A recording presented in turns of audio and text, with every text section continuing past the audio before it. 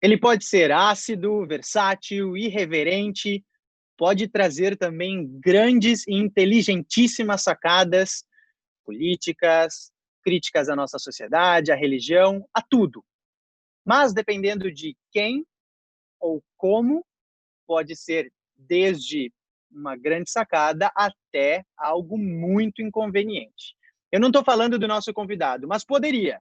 Eu estou falando do que ele mais gosta de fazer, humor. A nossa conversa de hoje vai ser sobre como manter o bom humor e como produzir humor durante uma pandemia. Eu sou Fernando Guzoli e ninguém melhor e mais indicado para esse bate-papo do que meu querido amigo Gustavo Mendes.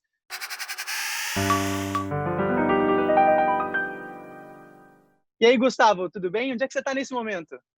Fernando, primeiramente, prazer falar contigo. Sabe que eu sou um admirador extremo do seu trabalho e tenho a honra, o prazer de ter me tornado amigo seu, amigo nesses tempos de modernidade, né? Que a gente não precisa estar junto para estar perto. Isso é muito legal.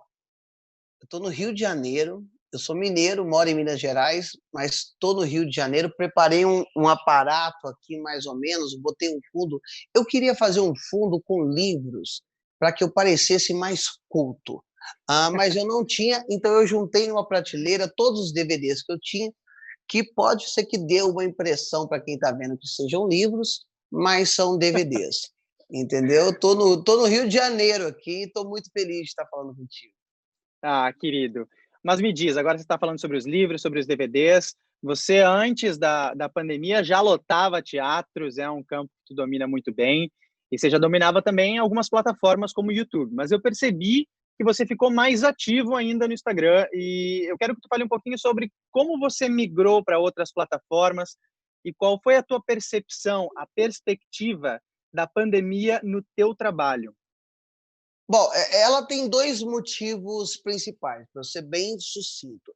Eu sou um cara, eu sou de 89, nasci em 89. Então, eu não sou uma geração YouTube, YouTuber, que as pessoas têm sonho de ser YouTuber e agora têm sonho de ser TikTokers e essas coisas todas. Eu tinha o sonho de fazer televisão, de ser um ator de televisão, de comédia de televisão, trabalhar em televisão. Tenho os meus programas, né? Uh, Faço isso, mas tive que mergulhar de cabeça nesse universo da internet, que ainda que eu seja muito novo, eu tinha um certo receio, um certo preconceito com essa coisa toda. Porém, veio a pandemia e daí a necessidade, primeira, de me manter em evidência, porque hoje o artista não pode se dar ao luxo de tirar um ano sabático, como todos faziam, né, antigamente, tira um ano sabático, desaparece, reaparece. Hoje, se você não tiver em constante aparição ou tornando-se relevante naquilo que você fala, e ser relevante é maior do que ser influencer, porque qualquer um pode ser influencer no seu microcosmos, no seu micro-universo, ou na sua micro-opinião, mas você ser relevante, ser um cara que as pessoas ouvem em variados sentidos, seja no humor, as pessoas falam comigo de humor, de qualquer coisa. Eu sou, como bom aquariano, eu finjo saber qualquer assunto, mesmo que eu não saiba. Então, eu posso falar de astrofísica, de qualquer coisa. Então, tinha essa necessidade de me manter em evidência, me manter relevante, sem estar gravando, porque o audiovisual e os shows, né, foram as primeiras coisas que pararam e provavelmente serão as últimas coisas que voltarão, né, ativa. Não temos uma perspectiva ainda. E o segundo momento foi de uma carência pessoal. Eu acho que quem é artista que faz show com o público, e principalmente no meu caso, que sou um comediante solo, eu tenho um músico no palco, que é o Júlio Fonseca, que está comigo há mais de 9 anos, mas o meu grande partner, o meu maior partner é o público. Então, o show vai sempre de acordo com aquilo que o público quer ouvir, da expectativa do público, do espírito do público. Então, o público me faz muita falta. E aí bateu uma carência muito grande, que eu tinha dois caminhos para ir. Ou eu me anulava completamente, mergulhava num mundo obscuro de me manter bêbado durante a pandemia, ou eu trazia essa energia para a criatividade, para conversar com o meu público, me tornar até mais próximo deles, porque com a internet eu tenho a possibilidade de conversar, de entender, de ser questionado, porque o palco você está no monólogo, você é rei da sua opinião, que não quer dizer que esteja certa 100%, mas a internet te traz essa oportunidade, me trouxe essa oportunidade de ser questionado, de dizer coisas, e isso supriu, além da minha carência, acabou suprindo uma necessidade artística e uma necessidade de crescimento pessoal. Ouvir é sempre muito bom, assim como falar. Tu falou do público.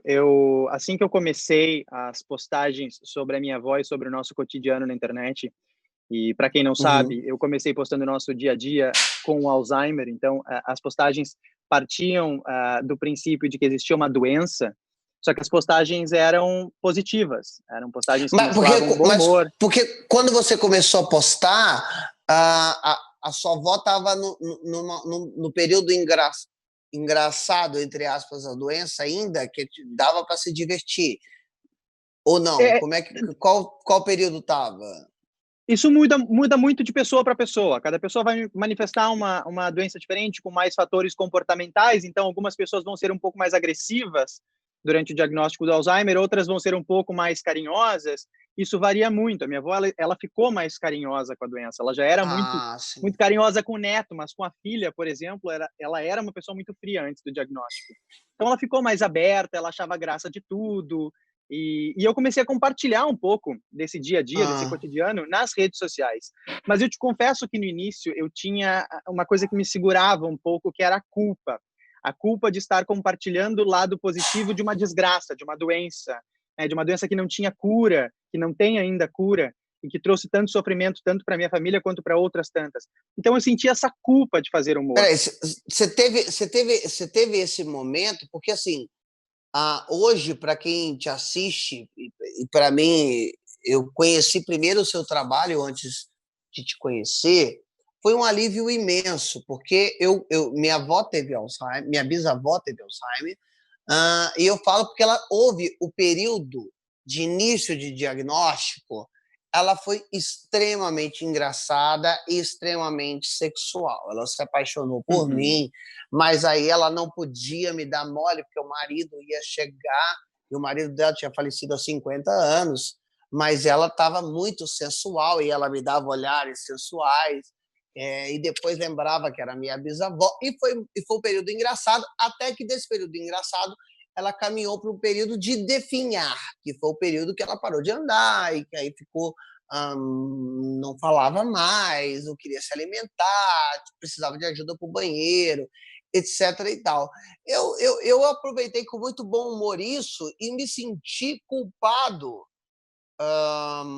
pelas outras pessoas que exigiam de mim uma tristeza diante do diagnóstico, uma tristeza diante daquilo ali, sendo que ela não sabia da tristeza, ela não tinha consciência da tristeza, eu estava me divertindo, estava sorrindo com ela, abraçava, beijava ela, ela me abraçava, me beijava, havia uma reciprocidade, mas eu me sentia muito sozinho, parecia que só eu tinha tido aquela ideia. Então, quando eu vi você falar, foi um alívio, e depois eu vim a entender, quando você foi bater de frente com a questão que as pessoas vão contra a realidade do paciente com Alzheimer, por exemplo, né? A pessoa está vivendo uma coisa ali, aí você quer corrigir ela, quer o tempo todo lembrá-la de uma realidade que ela não sabe mais. Sim. Né? Então você foi um alívio para mim, aí, sabe? Mas justamente eu sentia da mesma forma essa culpa, que me puxava um pouco para trás, dizia, não, peraí, calma. E o que me salvou foi o público. o público que tu traz agora no teu argumento também. O que me salvou foi o público. 120 mil pessoas seguindo a nossa página, boa parte delas familiares de outros idosos com a demência, com Alzheimer, e que me diziam, poxa, tua página está influenciando positivamente a nossa vida. Isso mudou muito a minha perspectiva do como fazer humor a respeito de tudo, inclusive de uma doença. Agora eu te rebato essa pergunta com como é que a gente pode seguir fazendo, produzindo humor durante uma pandemia, que a gente está sendo bombardeado por conteúdo negativo todos os dias. Como é que você está mantendo esse processo criativo e como é que o público está recebendo isso também? Olha, eu acho que a pandemia ela não paralisa as mazelas humanas cotidianas. Então, há uma pandemia e essa pandemia ela é algo acrescentado a questões de miséria, questões de desigualdade social, questões de desigualdade racial, racismo, machismo, sexismo, a xenofobia, elas estão ligadas à distribuição de renda ruim, elas estão ligadas a todas as outras mazelas não deixaram de existir porque há uma grande mazela em foco. O que me deixa feliz em ser comediante, e esse é o papel do comediante, é que a gente consegue, de certa forma, se distanciar da realidade vista, se distanciar do objeto que a gente está vendo e fazer humor em cima daquilo. Claro que cabe uma sensibilidade de que há um momento para tudo. Uma tragédia é sempre uma tragédia. Há como se rir de uma tragédia? Há como fazer piada de uma tragédia. Aliás, há como se fazer piada de tudo. Tudo. Tudo absolutamente é permitido. Não existe censura. Tudo é permitido. Tudo é possível no humor. Se pode fazer piada com tudo e com todos. Porém, eu acredito que há um tempo. Então, eu posso fazer piadas com a pandemia. De qual ponto de vista? Com relação de que temos um governo que não trabalhou a pandemia como ela deveria ser trabalhada. Nós temos pessoas que negam a existência da pandemia, diante de quase 100 mil mortos. Nós temos... Então, dá para fazer piada com esse tipo de pessoa. Com uma crítica inteligente também. Com essa situação. Agora, não dá para fazer piada com quem morreu de Covid. E com quem, com a família. Dá para fazer, mas eu preciso respeitar o luto. Assim como a gente respeita... Quantas vezes eu fiz piadas sobre meus relacionamentos que terminaram, mas eu não fiz imediatamente após um término de relacionamento. Quem termina um relacionamento, por mais que tenha sido por um motivo assim ruim, terrível, qualquer um que seja, há um momento de luto, há um momento que você... ainda que você quisesse, ainda que tenha sido você quem terminou o relacionamento, há um momento de você esperar passar aquilo para depois, quando você está lidando melhor com aquela situação, conseguir fazer piada daquilo. Então, há que se esperar um momento. Então, é igual piadas com tragédia. Acabou de acontecer uma tragédia, você vai fazer piada com aquilo? Não é a hora. Poder você pode, não é a hora. Por exemplo, eu acredito que se pode fazer piada com homossexuais, com transgêneros? Sim, podemos fazer. E absolutamente qualquer tipo de piada. Porém, hoje, neste momento, somos o país que mais mata transexuais no mundo. Somos o país que vence na questão de ser homofóbico. Então, se eu tenho um problema de homofobia, se eu tenho um problema de transfobia, onde há muita gente que pode estar nos assistindo e fala, mas também morre muito hétero, mas ninguém morre por ser hétero. Estou falando morrer, ser morto, por ser quem é.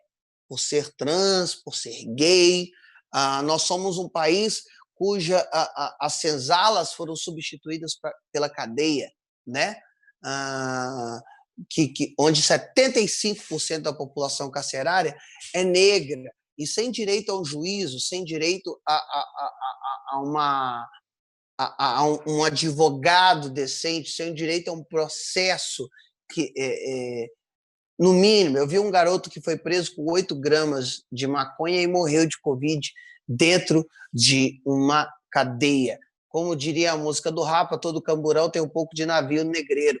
Podemos fazer piada com isso? Podemos. Quando isso for uma situação que esteja resolvível, ou que resolvível assim, a ponto de se resolver, e que seja uma situação que as pessoas conversem, falem sobre, sem as amarras da religião, sem as amarras da hipocrisia, sem as amarras que hoje a gente vê por aí. Então, se pode fazer piada sobre tudo? Sim, mas há que se ter tempo, há que se pensar e ser racional. É o momento de fazer, é o momento de falar. Como é que eu falo disso? Então, o momento da pandemia. É o momento de fazer piada sobre a pandemia? Claro, as pessoas estão usando a máscara errado. As pessoas usam a máscara com o nariz para fora, as pessoas usam a máscara no queixo, as pessoas estão fazendo festinhas em casa, se aglomerando, como se o vírus tivesse acabado. Você anda nas ruas, é desesperador. Quem é hipocondríaco como eu fica desesperado. É o momento de fazer piada sobre isso, para que as pessoas se conscientizem até mais, entendam a vergonha e o risco que estão trazendo para si e para outros? Mas é o momento de fazer piada com vítimas da Covid? Não.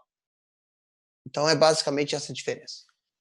E os memes, Gustavo? Porque a gente fala que o brasileiro ele tem essa sagacidade na cybercultura, na produção de memes, na disseminação de memes. Tem memes extremamente inteligentes, que trazem sacadas muito inteligentes, críticas à sociedade, à religião, à política, à pandemia em si. E a gente vê essa disseminação massiva de memes hoje. A gente brinca até que o brasileiro tinha que ser estudado pela NASA, né? Porque a gente começa antes essa produção de memes, mas a gente vê que a coisa está chegando. Mas tem, exatamente. Mas aí eu te pergunto uma coisa. Talvez tenha sido minha impressão. Você pode fazer o contraponto. Mas eu percebi que essa produção massiva de memes, ela aconteceu muito nessa pré-pandemia Brasil, quando a pandemia estava sendo vivenciada em outros países, em outros continentes, literalmente, na Europa, na Ásia. E quando chegou no Brasil, parece que o impacto emocional foi muito grande também, e essa produção de memes, ela deu uma desacelerada, assim. Será que foi minha impressão, ou de fato, quando bate na nossa porta... Olha, eu estava discutindo exatamente isso com os meus amigos essa semana. No início da pandemia, quando ela estava lá fora, em outro continente, a gente primeiro foi inundado pelo sentimento de super-heróis, de que nada chega ao Brasil. Nem coisa boa, nem coisa ruim. Nada chega ao Brasil. Nem uma pandemia, nem reforma agrária. Então, nada de bom ou ruim chega ao Brasil. Então, a gente estava zoando muito isso lá fora. A gente ficou neurótico e desesperado quando tínhamos 800 casos de Covid e nenhum morto. Hoje, nós vamos bater 100 mil mortos. Eu não sei quando essa entrevista vai ao ar, mas estamos próximos a 100 mil mortos já. E o que eu vejo são pessoas achando que passou. No início da pandemia, ninguém conhecia ninguém que tinha Covid. Hoje, além de conhecermos muitas pessoas que tiveram Covid, todo mundo conhece alguém que morreu. Seja próximo ou não, conhece alguém que morreu. Quer dizer, a coisa está muito mais grave e muito pior. Então, eu acho que nós estamos envergonhados da nossa atitude. Acho que assim, a gente é muito zoeiro, nós somos o país do humor, somos um país alegre, but também a gente está envergonhado do quão irresponsáveis estamos sendo. Irresponsáveis, muitas das vezes, não por uma questão de falta de conhecimento, mas por uma simples questão de ego. Parece que virou que usar máscara é uma questão de direita ou esquerda. Usar álcool em gel é uma questão de direita ou esquerda. E quando não é questão de direita e esquerda, é uma questão de pensamento econômico, liberal ou não, que é uma coisa que não tem nada a ver com uma coisa com a outra, entendeu? E as pessoas não levaram para esse lado porque nos falta conhecimento e nos falta quem nos ensina. Por isso que essas conversas nossas, assim, com humor, essas entrevistas que você tem feito, trazer um comediante. Eu sempre digo que comédia é um lubrificante social que faz com que permite com que as informações penetrem de forma mais suave, as mentes mais fechadas são importantes por isso.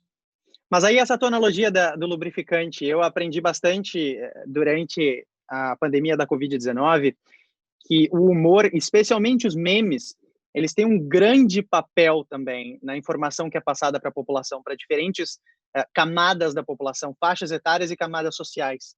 A FGV, ela publicou em fevereiro um estudo que mostra que 42% das reações ao coronavírus na internet eram em formato de memes ou piadas.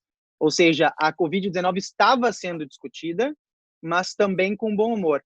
Só que o que a gente não percebe, às vezes, e que eu acabei aprendendo muito durante esses últimos meses, é que por meio da piada, por meio dos memes, a gente expõe ao ridículo certas medidas que são extremamente necessárias e que entram para discussão. Ou seja, a gente memoriza aquilo, a gente ridiculariza certas situações, inclusive do nosso próprio sofrimento. O que eu acho muito bonito do bom humor e da piada é quando a gente consegue inserir o nosso próprio sofrimento, a nossa própria vivência nessa piada, né? Inserindo a nossa pessoa no mesmo contexto.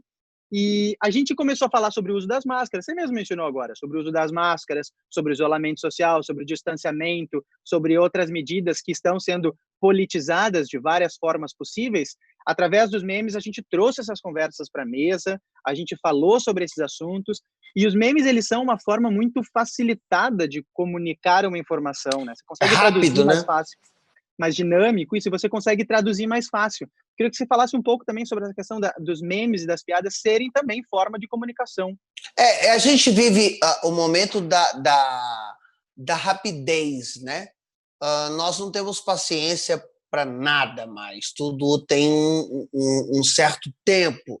Nada sobrevive com mais de 3 minutos na internet, mais de 5 minutos na internet, a não ser os vídeos do Felipe Neto, do Lucas Neto, o irmão do Felipe, que são vídeos para criança, e a criança gosta de ficar repetindo, fica entretida com aquilo ali e tal, e os vídeos são interessantes, e ele vai mostrando coisas, ele vai desbravando lugares, desbravando comidas, aquela coisa toda, e a criança se prende, porque eu sou um fã do Lucas Neto, e quando eu paro para assistir ele, eu me sinto assim, eu falo, caramba, como pega, né? Não é só criança, pega, porque parece que dá um relaxamento pro cérebro, parece que ali eu só estou me entretendo, só estou me divertindo, só estou vendo algo que está relaxando o meu cérebro. E o meme, ele passa essa informação ao passo que ele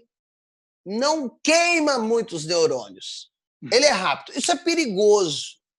Isso é muito perigoso se ele é usado de forma irresponsável e principalmente para quem compartilha isso não é algo atento, não for atento, tiver de relance, e aí pode compartilhar uma coisa que seja uma grande mentira, uma grande bobagem.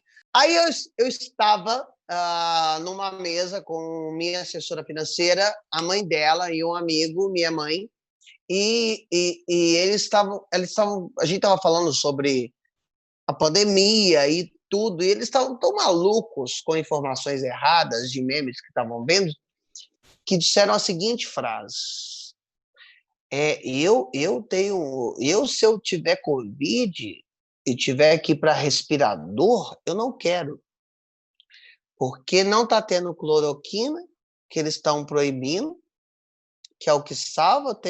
Eu teve um conhecido da irmã de uma amiga minha, que foi salvo por cloroquina, e o outro irmão dela entubaram e ele morreu. Quer dizer, o aparelho faz morrer e a cloroquina faz viver. Eu falei, caramba, que loucura! Eu nunca ouvi um absurdo tamanho como esse. Mas e é verdade. E é justamente isso que eu vejo, parece, e de novo, isso é a minha cabeça funcionando, mas a ideia que eu tinha sobre comunicação era que a televisão, ela, em sua grande maioria, informava, e a internet, em sua grande maioria, entretinha. E hoje eu vejo que há uma inversão muito grande, as pessoas estão utilizando redes sociais, algumas pessoas, certa camada da população, utilizando redes sociais como fonte de comunicação, de informação, como se aquilo ali Grande fosse... parte, aliás, né? Exatamente, como se aquilo ali fosse checado, tivesse uma fonte confiável de checagem dessas informações, e estão utilizando talvez a televisão mais como entretenimento, porque não tanto para informação. Se estivessem utilizando veículos confiáveis, não tinha essa distorção da verdade, da realidade, da ciência que a gente está vendo todos os dias, né? Sim, isso Alienado, super alienado. porque assim, há uma máxima desde do início dos tempos, desde o início da civilização, de que quem detém a informação detém o poder. Se eu não detenho a informação, mas eu a invento e eu a espalho de modo a ela ser tão convincente que eu consigo agarinhar o máximo de pessoas que acreditam na mentira que eu falo, e uma mentira repetida várias vezes torna-se uma verdade, entre aspas, já dizia o ditado. Eu vejo pessoas trabalhando nisso com propósito, com projeto, com foco, com meta, a disseminar mentira para se ter um ganho de clickbait, um ganho de aparecer, etc. Eu não sou jornalista, você é jornalista, mas eu tenho um compromisso com a minha fala. Eu tenho um compromisso com quem me ouve. E o meu compromisso inicial é checar a fonte de tudo que eu vejo. Isso eu ensinei para minha mãe. Esse é a minha briga no grupo da minha família, que eu também tenho um grupo de família no WhatsApp, eu tenho um grupo da família. Como todos vocês que estão assistindo têm, eu também tenho. O meu papel, a princípio, era debochar, que era tipo, eu não acredito que eu estou lendo esta porcaria, essa desinformação horrorosa. Mas depois eu falei, não, essas pessoas acreditam nisso, elas não estão falando de propósito. Então eu preciso informar da fonte. Ou se vierem com uma afirmação, perguntar qual a fonte, aonde você viu, o que você viu, quem disse isso. Então esse é o prazer e a delícia de se viver os memes. Somos muito criativos, passamos a informação muito rápida, ao passo que também divertimos, mas também podemos passar mentiras em forma de gracejos, em forma de risos, e isso se espalhar como rastro de pólvora. A desinformação acabou virando, ela foi institucionalizada no Brasil, né? A desinformação virou a rainha da pandemia e de outras várias pandemias que o Brasil vive ao mesmo tempo, né? Nós não vivemos só uma pandemia, quiçá pudéssemos viver só uma pandemia, mas não podemos. E deixa eu te perguntar, Gustavo, a gente que trabalha com comunicação, como é que a gente pode utilizar o bom humor como uma estratégia para passar uma informação, para que essa informação ela seja absorvida e ela passe de mão em mão? Porque a gente sabe que o bom humor ele é compartilhável. As pessoas elas preferem compartilhar alguma coisa relacionada a um meme, uma piada, uma brincadeira, do que um link de uma informação, do que o link de uma notícia. Então a gente precisa aprender estratégias de comunicação que estejam andando lado a lado com essas premissas. E eu acho muito legal que o absurdo, o humor, aquele que traz um absurdo, um exagero quase apocalíptico. Eu tenho os meus favoritos da pandemia, que são os carregadores de caixão de Gana, que eu acho fantástico. Começa a tocar aquela música, eu já penso, bom, tem alguém fazendo alguma coisa errada. Então, você acaba pegando o tom da piada e você se acostuma a olhar no seu entorno e pensar, bom, se tem esse meme, se tem essa piada, é porque alguma coisa está acontecendo. E eu acho que isso é um letramento crítico muito bacana. Então, eu queria te perguntar, você acha que tem alguma estratégia para quem trabalha com comunicação para utilizar o bom humor como alternativa? Olha, eu acho que o bom humor é sempre a melhor alternativa para se passar uma informação. O que a gente precisa ficar atento é ser mais sucinto possível as informações. Hoje, ninguém lê uma grande matéria como os nossos ídolos do jornalismo escreviam de uma forma brilhante, os seus textos brilhantes. Infelizmente, há espaço para isso, mas se eu quero atingir uma massa de imediato, não há como se fazer isso, por isso que compartilhar um link. Quantas vezes eu já escrevi um texto que eu pensei, poxa, eu vou compartilhar esse texto, aí eu falei, não dá, vou gravar. Porque você mostrar o teu rosto, mostrar a tua voz, falar, as pessoas parecem que pegam mais. O bom humor e o humor é sempre, como eu disse, é um lubrificante social, a gente consegue falar de coisas sérias, profundas, usando o humor. Quando eu digo humor, muitas pessoas confundem humor com deboche, com escárnio, com... Não é isso. Humor, simplesmente ser engraçado, simplesmente trazer entretenimento, dar algo a mais àquela pessoa que está querendo a informação, que é o entreter, e ali eu dou uma informação. Então, eu fiquei famoso no Brasil com a personagem Dilma.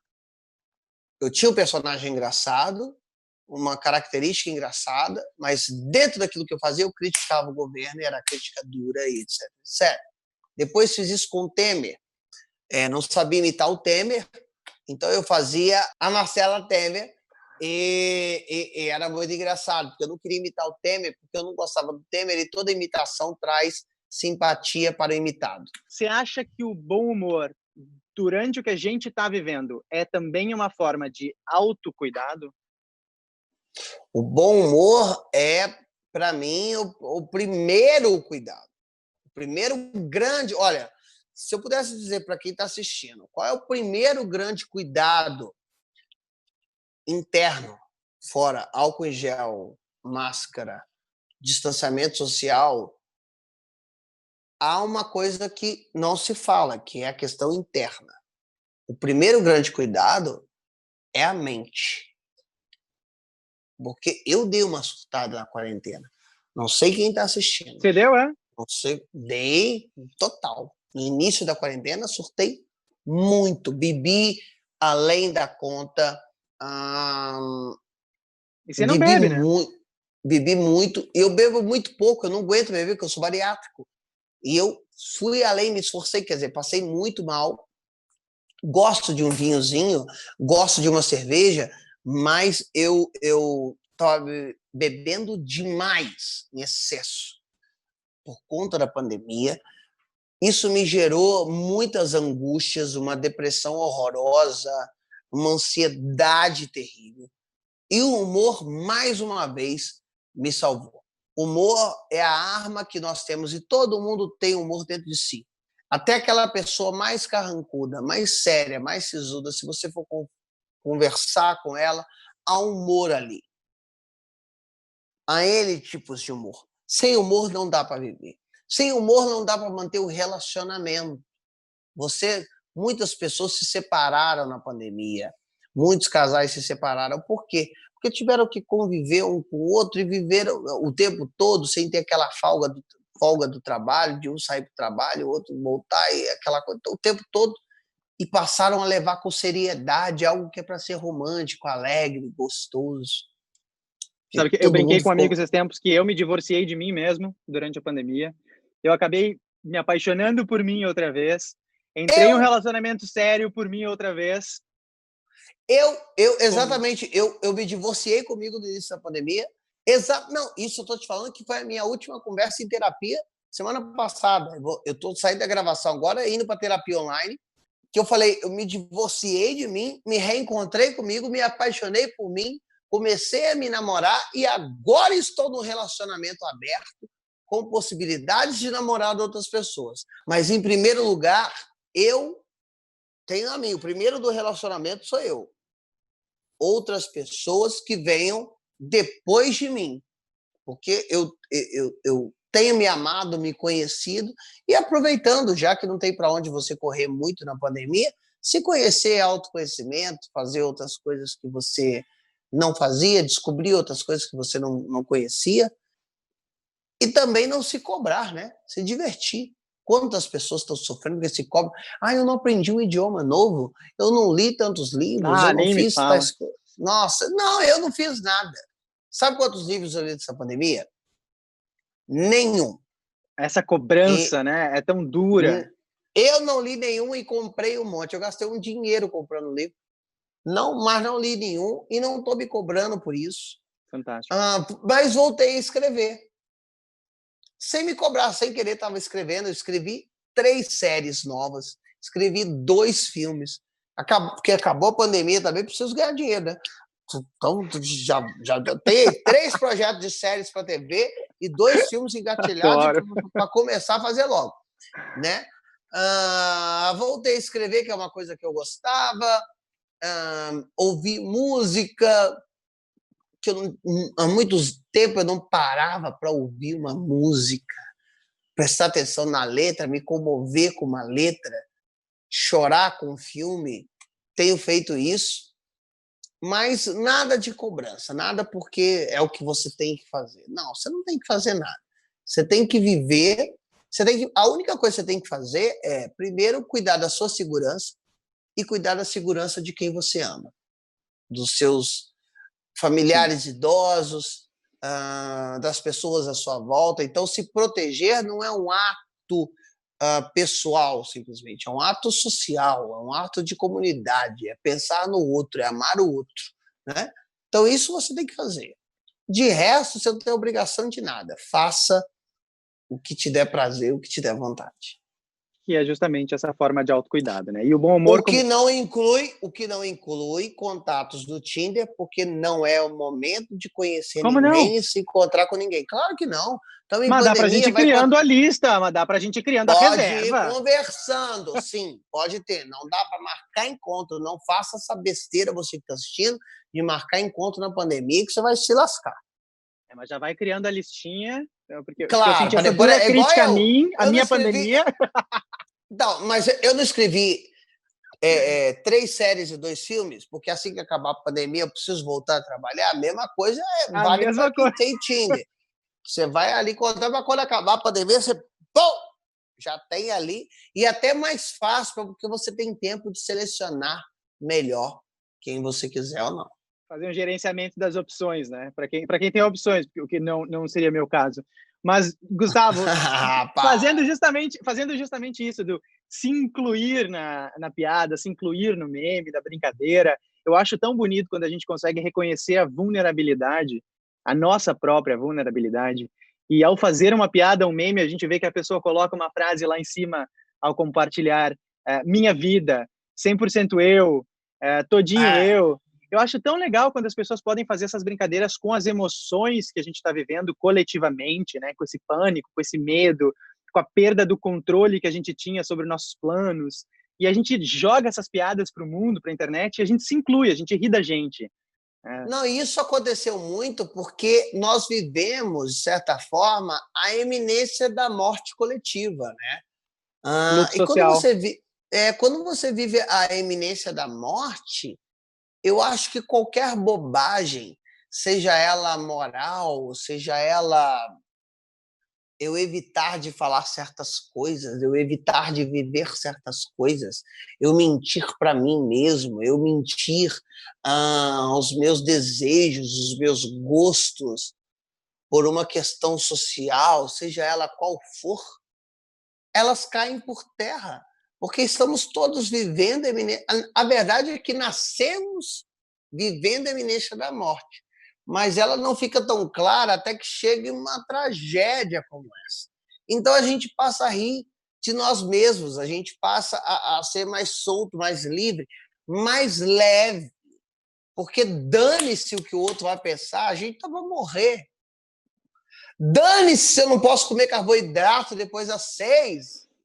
Estamos vivendo uma pandemia, eu quero uma macarronada agora. Me deixa.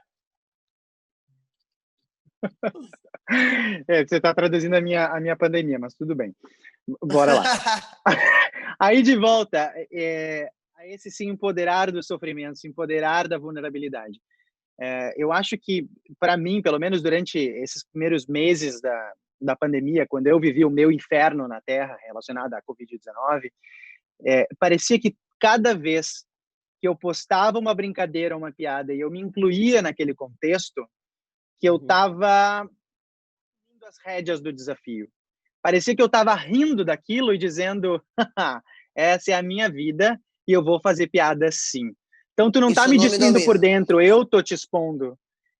Total, total. Me sentia tão bem, Gustavo, aquilo me fez um bem tão grande. Total, você não faz ideia do. Eu sou um cara muito louco, porque eu faço terapia, eu indico, eu acho que todo mundo que puder, se você não tiver condição financeira, procure uma faculdade de psicologia que sempre tem alunos ali disponíveis fazendo estágio, etc. Eu saio da minha terapia e conto tudo para as pessoas, e parece que quanto mais eu falo dos meus demônios, dos meus medos, dos meus problemas, das minhas ansiedades, das minhas angústias, aquele demônio, aquele monstro vai se diminuindo. É como se fosse um grande poder que você vai colocando sobre aquilo, e você vai tomando as rédeas da sua dor, do seu sofrimento, porque você começa a entender que a dor e o sofrimento são inerentes à existência. Eu sofro e sinto dor porque eu existo. Porque eu existo, porque eu tenho consciência, porque eu ando, porque eu caminho, porque eu vivo, porque eu estou nessa terra, porque eu circulo, porque eu estou. Por isso eu sinto dor, por isso eu sinto angústia, por isso eu me magoo, por isso eu dou, por isso eu perdoo, por isso eu amo, por isso eu quebro a cara, por isso eu me apaixono. E quanto mais eu falo sobre isso, sem as medidas, sem os medos, porque o pensamento do outro é só o outro. Não existe fórmula nenhuma. Não existe um manual de sobrevivência da pandemia, não existe um manual de sobrevivência de nada, não existe um manual de vida. Nascemos sem manuais e cada um tem o seu manual. Se eu falar sobre a realidade, minha realidade, eu estou falando da realidade da pandemia, do sofrimento, eu estou falando tudo sobre a minha ótica, cada um tem a sua ótica. Se eu falar sobre como é que é a vida do comediante, como é que eu fiz para fazer sucesso, essa foi a minha fórmula e o meu caminho, não significa que seja o seu caminho. Hoje é muito fácil para eu falar como eu sobrevivi à angústia da pandemia, ao surto inicial. Hoje é muito fácil para eu dizer como eu fiz sucesso, mas é fácil depois que eu passei. Porque enquanto eu estava passando eu não sabia de nada disso. Então, as experiências são sempre individuais.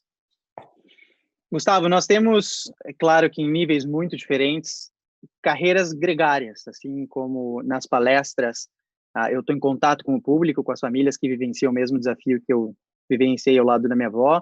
Você também nos palcos. A gente tem essa sede de ver as pessoas em nossa frente. Não existe sinergia mais impactante do que um auditório inteiro rindo ou chorando. Não existe nada Sim. igual. Como que você vê a perspectiva da sua própria carreira após essa pandemia? Como é que você fez essa releitura durante a pandemia? O que você espera para os próximos meses? Olha, tem dois Gustavos, né? Existe um Gustavo que é extremamente otimista, que eu sou uma pessoa otimista, e existe um Gustavo que é empresário. Gustavo otimista acredita numa vacina, acredita que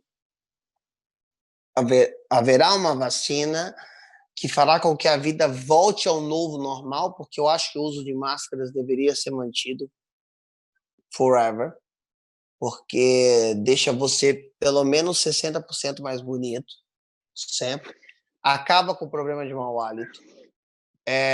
Evita a contaminação de outras, qualquer que seja. Então, máscara é ótimo. Isso eu manteria sempre. Concordo. Há esse Gustavo otimista, mas há o Gustavo empresário, que eu preciso pensar com a realidade dos negócios, dos meus recursos, o que vem. Eu não acredito que as palestras, que os shows... A palestra ainda você faz online, tem muitas empresas que... As empresas que não estão fazendo isso, contratando os palestrantes online, estão perdendo tempo nas suas empresas, porque é muito importante você, principalmente nesse momento, né, que as informações estão todas borbulhando e novidades, você trazer pessoas para as palestras, para as conversas com as suas pessoas, você consegue fazer isso online, você está passando uma informação, você está dando uma aula, é como uma aula remota. Já a comédia, o entretenimento, é uma coisa de participação do público. Então, não tem como você fazer com o público imediato à distância. Não tem como fazer, eu não acredito nisso, e aí temos que esperar mesmo. Eu estou focando, então, na internet, estamos focando no cinema, seguindo padrões e novas normas para se gravar cinema, que ainda é mais fácil que a televisão, porque a televisão é um estúdio fechado, muita gente, tudo. No cinema ainda a gente consegue burlar isso, fazer mais externas, etc. Menos gente, uma câmera que grava vários ângulos, tal, diminui a equipe. Então eu tenho focado nisso. Cinema, televisão, internet, televisão menos do que cinema e internet. Eu estou migrando para o cinema agora. Uhum. E os shows, sinceramente, eu acho que esse ano não voltam. Eu acho que tenho dúvidas até se teremos Natal. Concordo. Também eu tenho esses dois lados. Aliás, eu tenho vários, né? Eu enxergo, eu acordo às vezes com um pensamento, com uma perspectiva, eu vou dormir com outro completamente diferente. Tenho esse pensamento mais comercial, tenho o pensamento mais da informação, as preocupações com relação à família, com a perspectiva dos próximos meses e anos, não só na minha função, no que eu faço, mas também em todas as outras que eu dependo também. E eu concordo muito. Eu li uma frase que eu achei sensacional, achei que encaixava aqui para a gente finalizar o nosso vídeo, que é do Thiago Ventura, que ele falou que o bom humor durante a pandemia do coronavírus tem curado muito mais do que a cloroquina, que a gente tanto escuta falar. E, de Sem fato, dúvida. o bom humor tem sido um grande recurso para todo mundo, assim como você falou de forma fantástica, em outras mazelas também que acompanham a nossa sociedade há tanto tempo. E Concordo. queria te agradecer muito por esse bate-papo. Eu sei que teu tempo é extremamente concorrido. Fico muito feliz de poder conversar Não, contigo. Espero que obrigado. em breve a nossa amizade possa migrar do virtual, embora tudo esteja migrando para o virtual, e que a gente possa sentar junto Que a e gente rir vá na bastante. contramão. Por favor, Exatamente. eu quero agradecer a você pelo convite e eu quero encerrar todos que estão, com todos que estão nos assistindo, fazendo a seguinte reflexão. Você, Fernando, é um jornalista incrível, um sujeito maravilhoso, e que fez de uma grande perda a sua plataforma para ajudar as outras pessoas, né? Foi a perda da sua avó com Alzheimer, uma doença terrível. Quanto que você não pagaria para viver mais um dia com ela? Eu tenho certeza que muito. Então pense, você que está assistindo, que se cuidar, usar máscara, respeitar o isolamento social, usar o álcool em gel, os cuidados básicos que nós temos, é um preço mínimo a se pagar para garantir pelo menos um dia a mais com quem a gente mais ama. Então fica de olho nisso, tá? Você que está assistindo. Obrigado, Fernando. Adorei estar aqui. Chame sempre. Fantástico, Gustavo. Muito obrigado. Se você gostou, compartilha com seus amigos, curte aqui o vídeo e até a próxima. Gustavo, um beijão. Abraço. Beijo!